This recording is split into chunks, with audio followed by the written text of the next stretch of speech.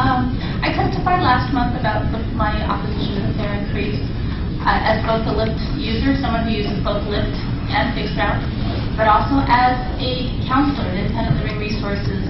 So many of my consumers are dependent on the fixed or on the Lyft and have very limited incomes. You've heard from many of them over the last few months, so I don't need to recap theirs. What I want to talk to you a little bit about today is one of the things I shared with you last month was the hazard my dog faces when I do choose to use the Max, and that my decision to not take the Max in the winter months due to the high risk. I was a little surprised after that testimony to get an email from your safety manager, Mr. Supporta. He didn't appear to have known that last February my dog was injured in spite of a complaint that I made in a conversation with Mr. Morgan. I was further surprised last night to get a follow-up email. He had asked me to send him the date, the time, and specifics, and I did that. Last night I received a follow-up email from him assuring me that this problem was fixed and there were things in place. The issue remains, however, the fixes that you have are the same fixes that have been there since 2002. The Max works fine, it doesn't cause these shockings in warm summer months. But cold weather, wet weather, and those capacitors breaking down is what causes the problem. And the capacitors you have in place apparently don't like the cold weather either, because they tend to break down when we have cold fronts. And that's when my dog has been injured, and when the other dogs I know of have been injured. Now, that might be good enough for Southern California or Arizona, where we don't have several months of cold, wet weather, but it's certainly not good enough for Oregon. And I'm hoping, as you guys are looking at forcing people onto fixed route and Max, especially the increase of Max lines, that you seriously are looking at this issue and doing something to really correct it, because what you have in place now is not a fix. Thank you. Thank you. Go ahead, please. Adam? Yes, good morning. Good morning. I did want to point out, I came to you last month as well, and I shared, a scenario of what, could and probably will happen by putting this, lift increase into effect. I also wanted to, speaking on behalf of people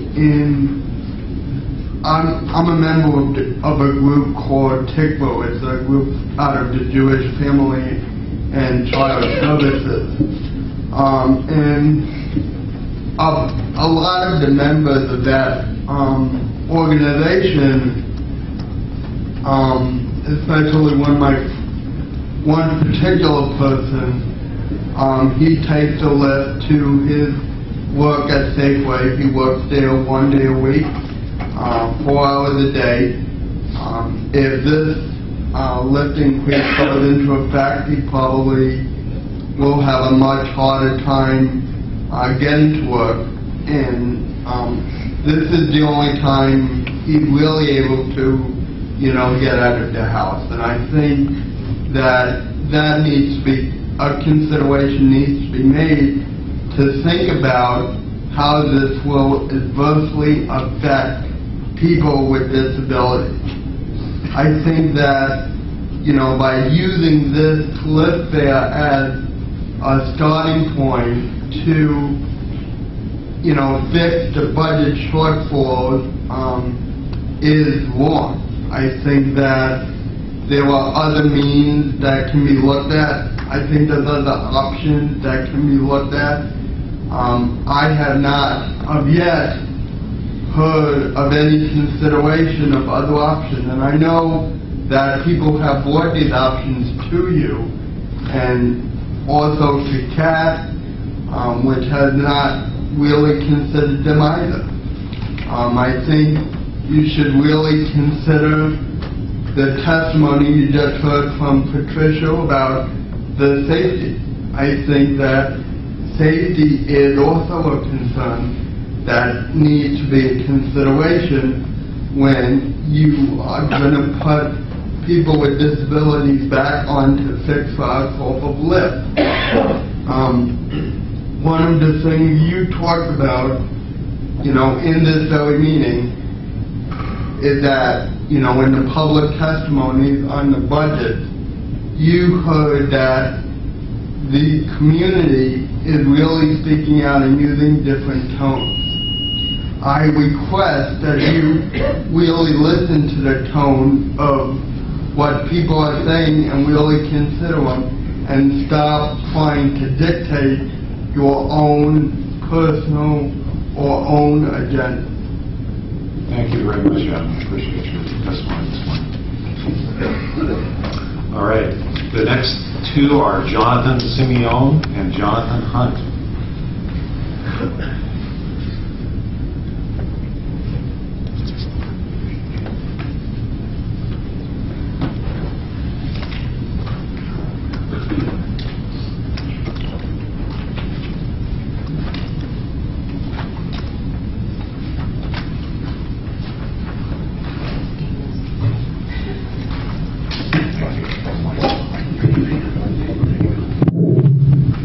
Sorry about that.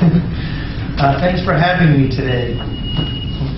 That's it. We'll reset that, okay? Go ahead, Jonathan. So, I've been traveling independently for almost 20 years. I've lived in several major metropolitan areas, from Boston to the Bay Area. I've been to about 36 states. I've traveled on all the major public transportation systems in the country except the one in Chicago. And throughout my travels, I've made the personal decision not to sign up for the Lyft, to be honest. I prefer the advantages of being able to take transit whenever I want. And I come today, frankly, because I support Trimet's desire to raise the cost of Lyft rides so that they are equivalent to what it costs to ride a bus. I personally do not consider making or asking people to contribute what they would contribute if they took the bus to be forcing people onto the bus. But if the cost is the same, it can hardly be said you're forcing people to choose one option over the other if they both cost the same. And I also think it's important to recognize in a system that is hemorrhaging money, that sacrifices need to be made by all of us, and maybe especially those of us who really have no other option except public transportation of one sort or another. So I think that it's quite reasonable to ask people to contribute what it would cost me to take the bus if someone else chooses to take the Lyft. Thank you very much for your time, and I appreciate the opportunity to speak, and I'd like to thank RideWise and the travel training program for helping me get used to using Trimet services when I moved to Portland a few months ago. Thank you very much. I would like to thank the board for allowing me to come forward. I have a statement, to submit that will bring up the issues, but I would prefer to come to you basically making some testimony of experience as a vet driving vets, which is the Ride Connection portion agency, which was a grant through Trimet. And last month we had an individual that said that basically he had volunteered, but he had not gotten called to do any rides. And we have done roughly 376 in the first half year and 389 hours of service. We have 13 active drivers in Washington County and Multnomah County. And I am an active driver, a vet, but I prefer to tell you the type of people that we're driving. A couple of testimonies on that.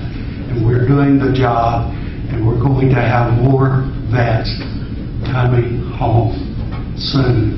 We need drivers, volunteer drivers, and a vet will drive for another vet. We need to get the message out and the service, and we're working on that. It's a new program, 1.5 year old, but this is the type of people we're having. Ms. Ruth Martinez, she basically lives in Cornelius. Her husband was a Korean vet. He's passed away. She's a widow. She's 87 years old. She needs transportation for her annual physical, which is not a lot, but she's been active in the community. She has 8 children that went through Forest Grove High School. We provided the service.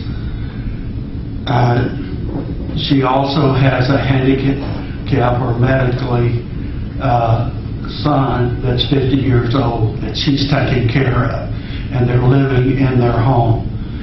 And this service provides and meets them where we would have 2 individuals that would be in some type of institutional nursing home or some other care. It's the cheapest way of doing the service. It's an important program, and we're working to get it done in our community. Another vet is can you give me 1 more minute on the thing? Please, go ahead. Okay. Another vet, he's a Vietnam vet. Oh, I'm sorry. Which is the vet era that I was served in also. I picked him up, and there's a note that he has insecurity. So when you go pick him up, he's going to check every door and window in his house before he goes. So a normal cab ride or normal anything else, they would not provide the service for him. But I understand what he's faced with, and we will provide the service. And I think it's a very important service. Support us, advocate for us, and help us to provide the needs of our veterans. Thank you. Thank you. Did you have any opinion on the ordinance? I didn't hear any.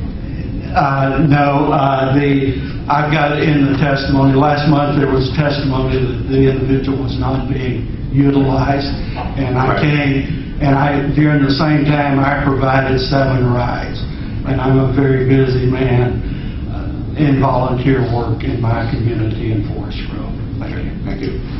All right.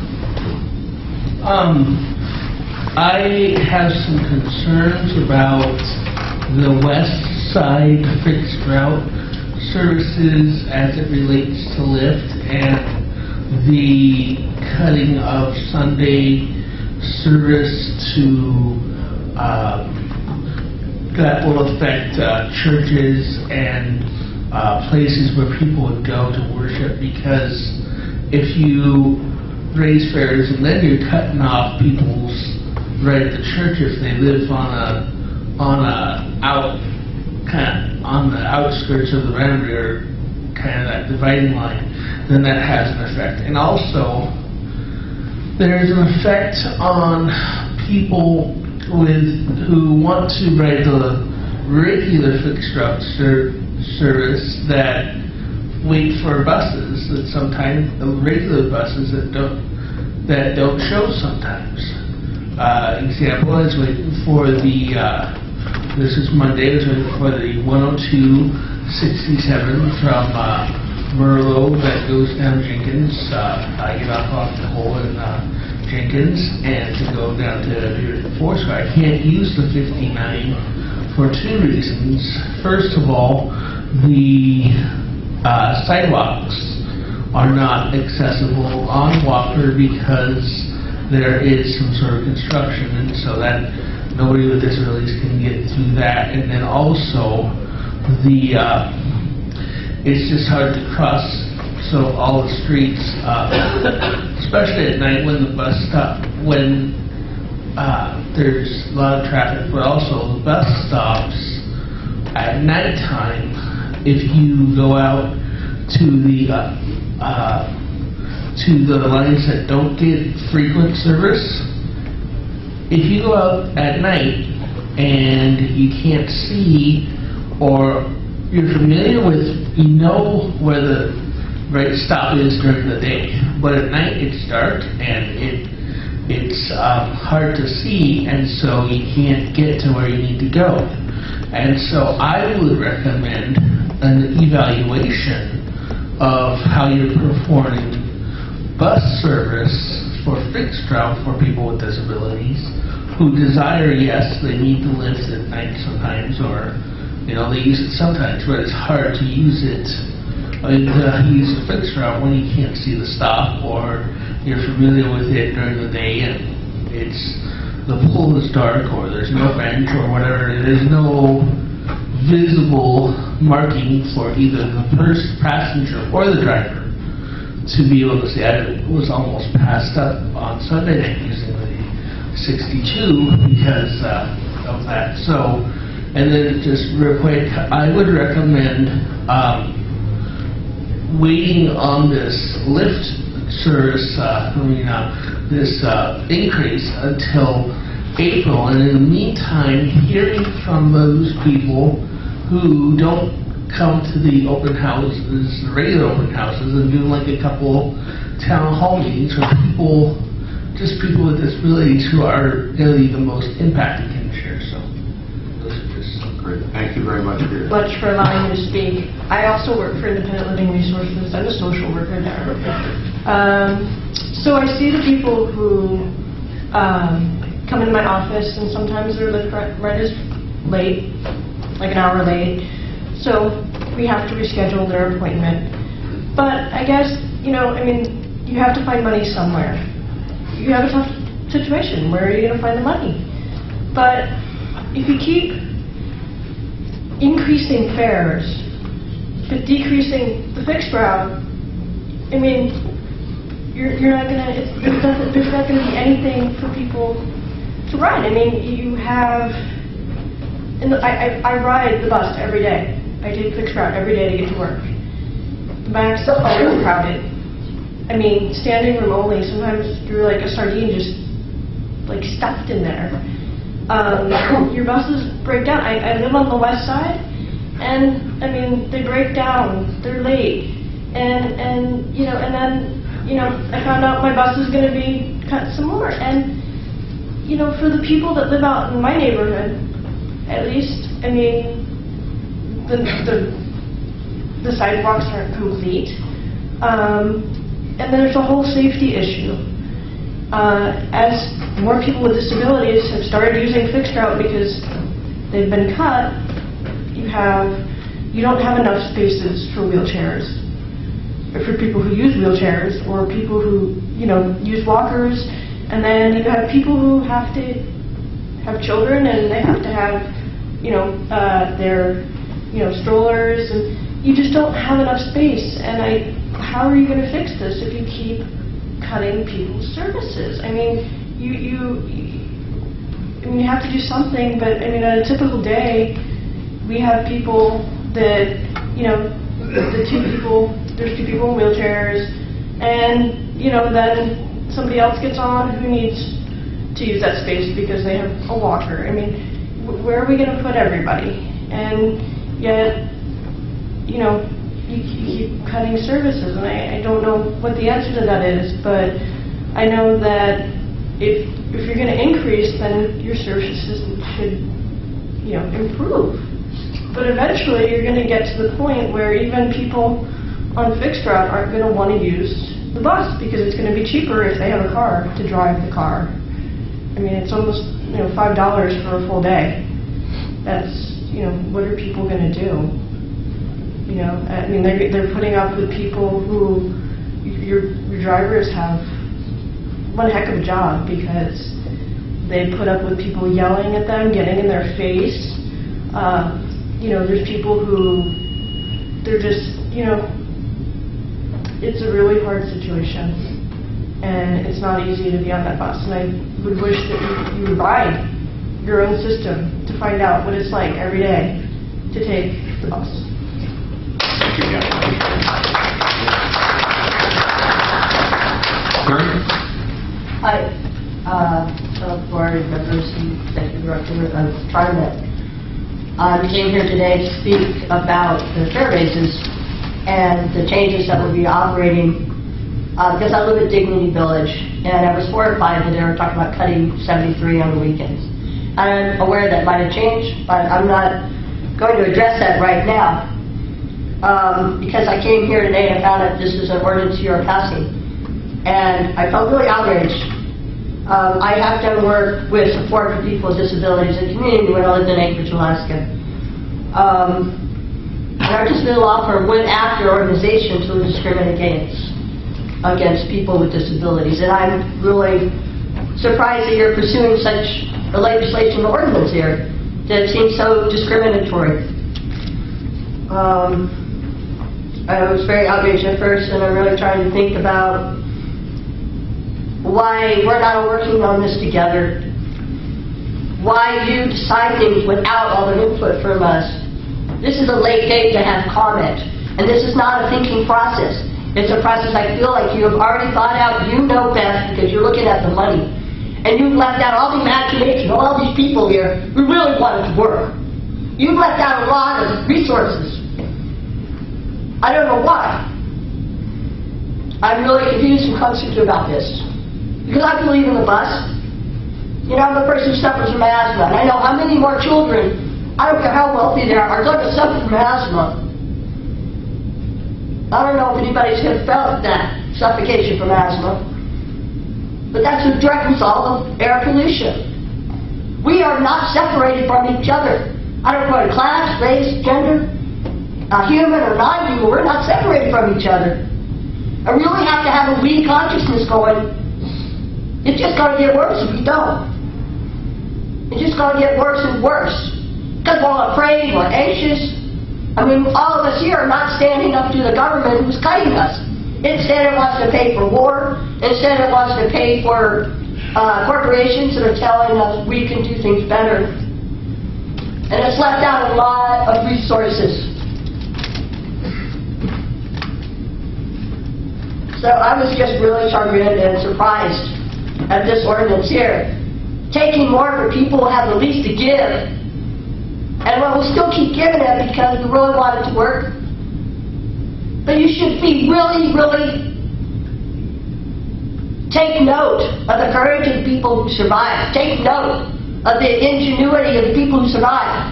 Take note of the people out of the margins. They have a lot to teach people who have it easy. People who take the bus every day don't have to think half as much. Please consider that we're all connected. Please. Thank you, Terry. Appreciate your comments. All right, the last one I have on the list is Deborah Huggins. Is Deborah here? She is. Okay, great. What do you want? Okay, I'll just hang here. Hello. Hello.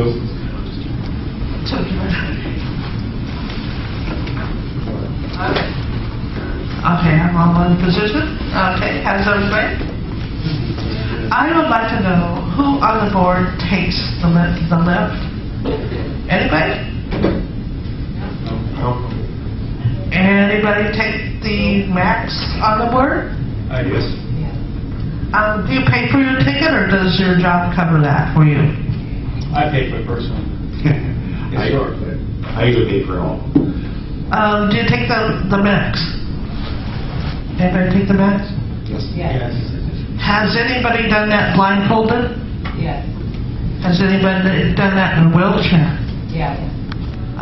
With a cane? These are things that most of us just do normally, and you're asking us to pay for services, more money added to us. And usually when you pay more for a product, you get more with that product, or a better quality of product. You're telling us that you want to take away a lot of the things that we have now, say go places on the weekend. It is not easy for a lot of us to get on the buses and maxes due to a lot of different various reasons. And I don't think that you guys are considering that if you make a product cost more, that you should not take away, that you should make it better for your people. And I don't see that happening with the lift, and I don't see that happening with the buses or maxes. I know a lot of us here, don't make a lot of money a month. If I had $220,000 a year, then I would be considering a heck of a lot of other ways to ride and go places that I need to go, and even take some friends with me.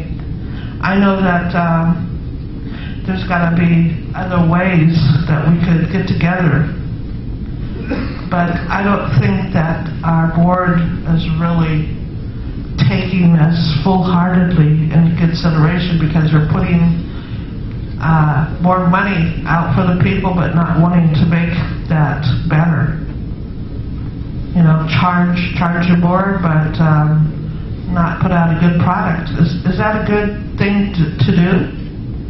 Wouldn't you want a product to be better? So I think you guys should think on making the product, which is using the lift and using the max and buses a lot better. Thank you. Thank you, Deborah. That's all I have signed up. Is there anybody we missed in the sign-up sheet?